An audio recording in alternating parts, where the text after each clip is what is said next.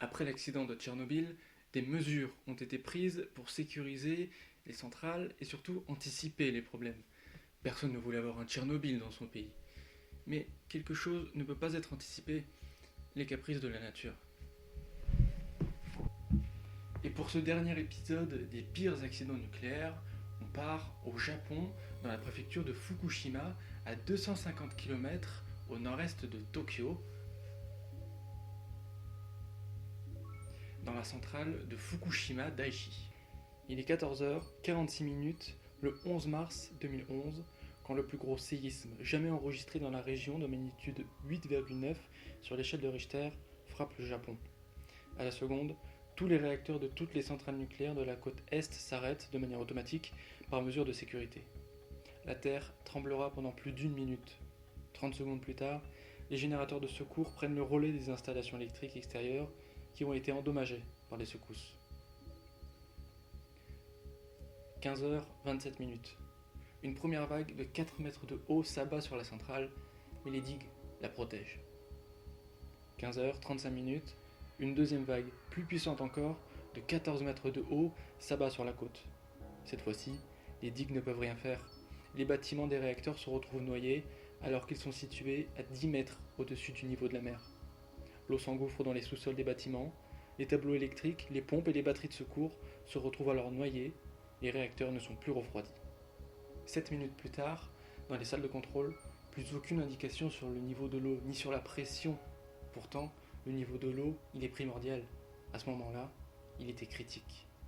Les réacteurs 1, 2 et 3 n'ont pas été refroidis pendant respectivement 14, 7 et 6 heures. Le lendemain, samedi 12 mars, à 14h36, le toit du réacteur 1 explose, à cause de l'hydrogène produit par le manque d'eau dans le réacteur. Pendant ce temps, les ingénieurs et les pompiers tentent de mettre en place un refroidissement des autres réacteurs, le 2 et le 3. 2 jours plus tard, le 14 mars à 11h01, il n'y a plus d'eau dans le réacteur 2. Le combustible est à nu. Il n'est plus refroidi. Les pompiers, avec beaucoup de mal, essaient de le refroidir avec de l'eau douce, quand le bâtiment du réacteur 3 explose. Là aussi, dû à l'hydrogène. Les pompiers doivent évacuer la zone. Le lendemain matin, le 15 mars à 6h10, le réacteur 2 explose. L'enceinte de confinement est gravement endommagée. Quelques heures plus tard, le périmètre de sécurité est élargi à 30 km.